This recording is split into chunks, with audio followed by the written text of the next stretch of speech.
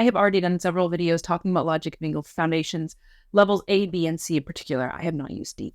And I love it. It has been a great program for we started when she was like, I don't remember if it was late threes or early fours. She finished when she was 5 through those 3 levels. She just flew through it, and it was so, so, so wonderful for her. And I definitely intend to use it with my upcoming preschooler, maybe when I don't know when she's ready. She's not quite as advanced as her older sister, so I don't want to push her into it. But it has been a wonderful, wonderful program for us. But since I've mentioned in some of these videos that we've finished through level C and we don't plan to do level D, I've had a couple of people ask me, what do you plan to do after? What are you doing after? So I'm going to use this video to answer that question.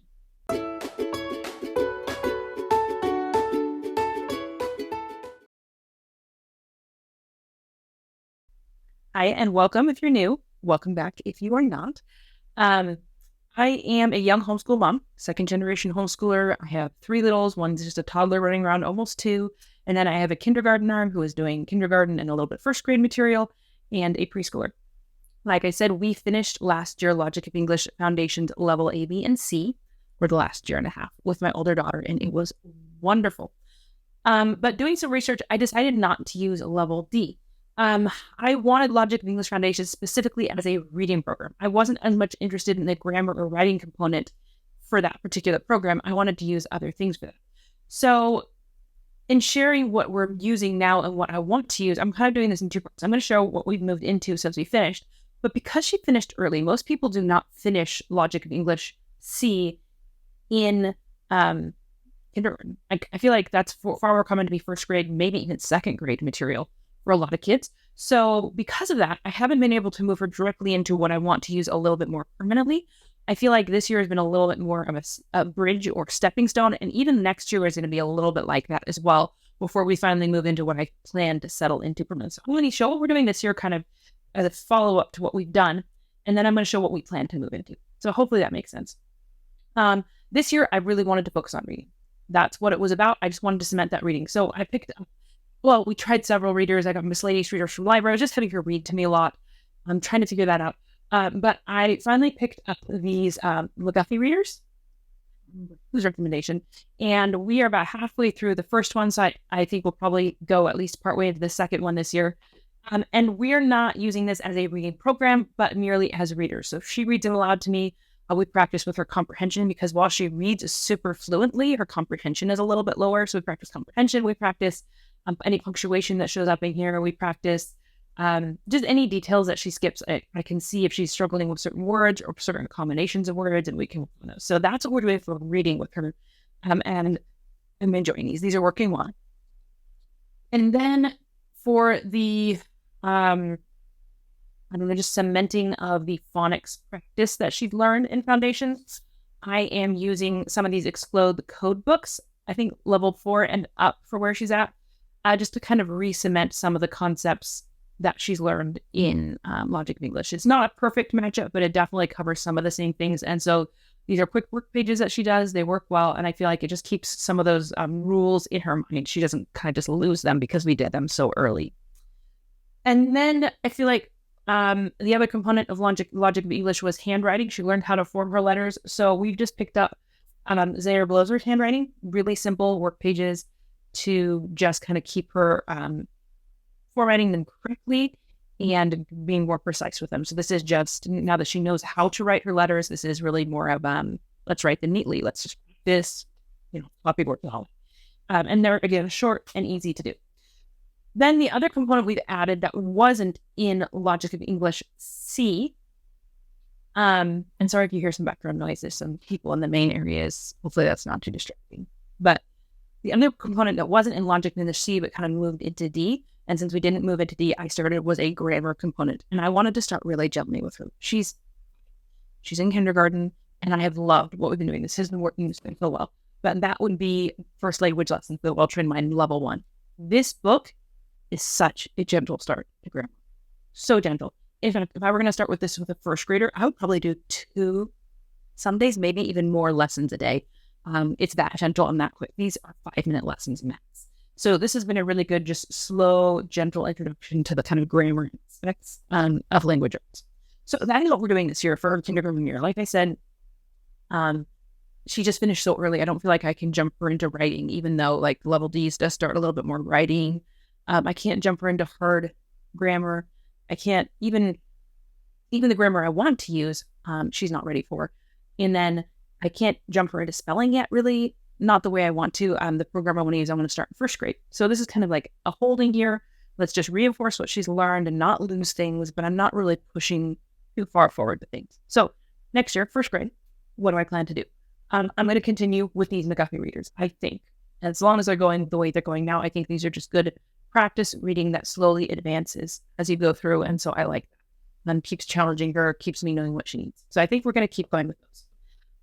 And I also intend to keep going with just the Zinger Blizzard handwriting. Again, she knows how to form her letters. It's just continuous practice on perfecting that and making those neat and not forgetting. And I definitely, for first grade, would like to continue with the first language lessons. We'll go into level 2. I do not plan to do first language lessons after level 2 for a very particular reason, and that is that after first grade, I need her grammar to be a little bit more independent. With the first language lessons, level 3 and 4 are fully walked through, student and parent together for the whole session. And I just, with 2 kids so close together as my older 2 are, and then another one who's going to be starting school somewhere around that time, I just need her grammar to be something that's not me there for the entire time. And I found something that I like, so I'm good with that.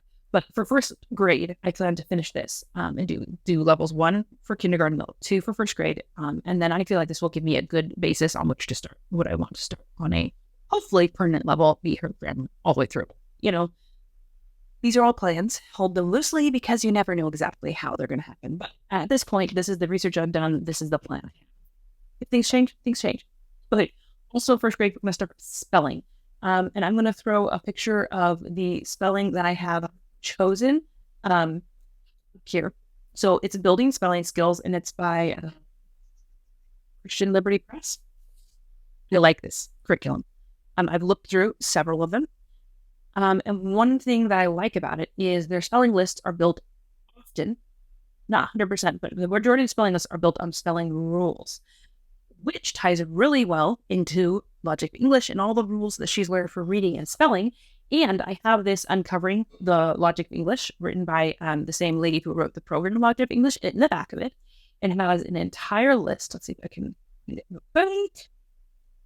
Of all of the spelling rules that she has, all the ones that are covered in foundations, and I believe even in essentials, just a list of the rules. And so what I plan to do with this curriculum that we're using, the Building Spelling Skills, is I'll take her list, and since it's built on a spelling rule, I will go and look at her words, and all of the rules in this Logic and English book that apply to any of the words on her list, I will write out or mark or whatever, and she will study those rules along with her list so that she keeps, again, re-cementing and reaffirming what she's learned and then there's some rules she hasn't learned in her spelling. And I love the rules she has. I think they're super helpful, super useful. So I want her to use these in tandem.